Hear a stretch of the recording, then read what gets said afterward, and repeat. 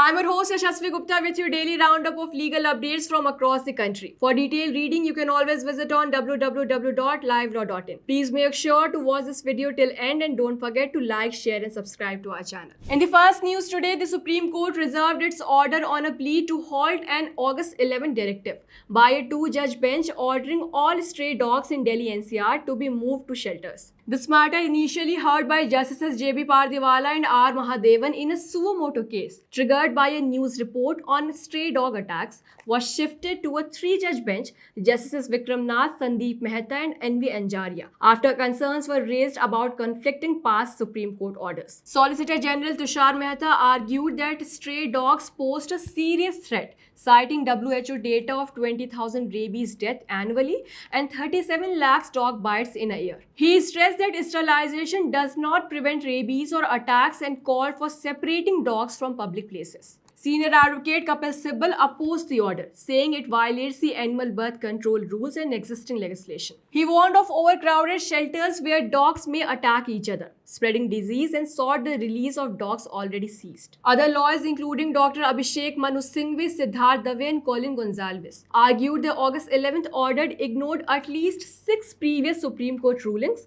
that barred mass removal and required strict ABC compliance. They also pointed out that activists were not heard and that shelter capacity in Delhi NCR is very less, only about 1,000 spots for nearly 1 million dogs. Justice Sandeep Mehta questioned the lack of concrete data, noting that many claims from both sides were anecdotal. Justice Vikram Nath criticized municipal inaction, holding local bodies partly responsible for the crisis. The court will now decide whether to put the August 11th removal order on hold as the debate pits public safety concerns against animal rights and legal compliance. In the next news, the Supreme Court directed the Election Commission of India to publish on the websites of the district electoral officers the district-wise list of approximately 65 lakh voters who have been omitted from the draft electoral roll published after the SIR Bihar drive. The court also stated that the reasons for deletions such as death, migration, double registration, etc. should be specified. This information should also be displayed on the website of the Chief Electoral Officer of Bihar. The documents should also be searchable based on epic numbers. Apart from that, the court also directed the Election Commission to specify in public notices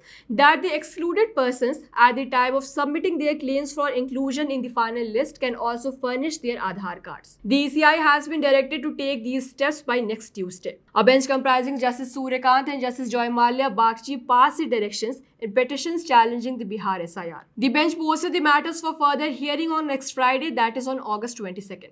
The Supreme Court, while hearing pleas for restoring Jammu and Kashmir's statehood, stressed the need to consider ground realities, citing the recent Pahalgam terrorist attack. The bench of CJI B.R. Gavai and Justice K. Vinod Chandran heard arguments from senior advocate Gopal Sankar Narayanan, who reminded the court that 21 months after the Article 370 verdict, the union has yet to fulfill its assurance to restore statehood at the earliest. The plea argues that non-restoration violates India's federal structure, noting peaceful elections show no security impediments. The union, represented by Solicitor General Tushar Mehta, opposed the plea as not maintainable, but other counsels backed it, urging all related petitions to be heard together. The court has listed the matter after 8 weeks, asking for a prompt union response. A Delhi court acquitted former Delhi Commission for Women chairperson Swati Maliwal in a 2016 case where she was accused of allegedly revealing the identity of a minor rape victim. Back then, Maliwal had sent a notice to the concerned SHO mentioning victim's name, seeking details of the investigation.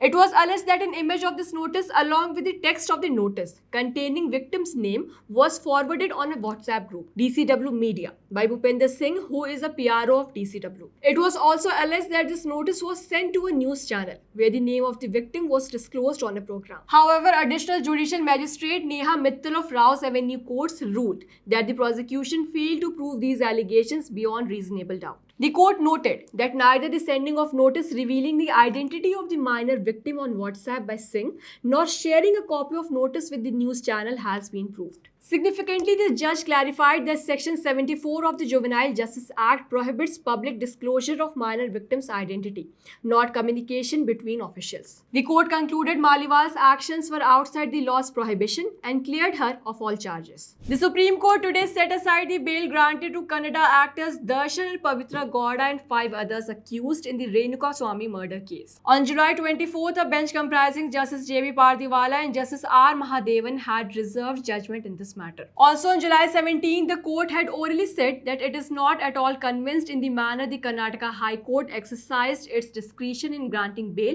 to actor Darshan. It also orally asked Darshan's lawyers to give good reasons as to why the court should not interfere with the High Court decision. In this matter, Justice Pardiwala orally remarked that the High Court has basically handed over a judgment of acquittal in favor of the accused persons. Darshan had allegedly abducted the deceased from Chitradurga and had him tortured for 3 days in a shed in Bengaluru in 2024. And also the accused moved the High Court seeking bail after the Sessions Court had rejected it. Coming to the last news, a day after filing a persist citing security concern for Congress leader Rahul Gandhi, especially after he exposed the alleged vote theft, his lawyer Milind Pawar withdrew it from the special MP-MLA court hearing a criminal defamation case over Gandhi's remark on Vinayak Savarkar. In the persist filed on Wednesday, Pawar had pointed to BJP leader RN Bittu calling Gandhi a terrorist. And another BJP leader, Tarvinder Marwa, said Gandhi must behave well as he may face the same fate like his grandmother. Further, Pawar had highlighted the lineage of the complainant Satyaki in the instant case, with the Savarkar and the Godse families and how he can misuse his influence. However, Pawar later stated he had not consulted Gandhi before filing it. On Thursday morning, he moved an application to withdraw the persist, which the court allowed. The persist had initially been taken on record on Wednesday before being withdrawn the next day.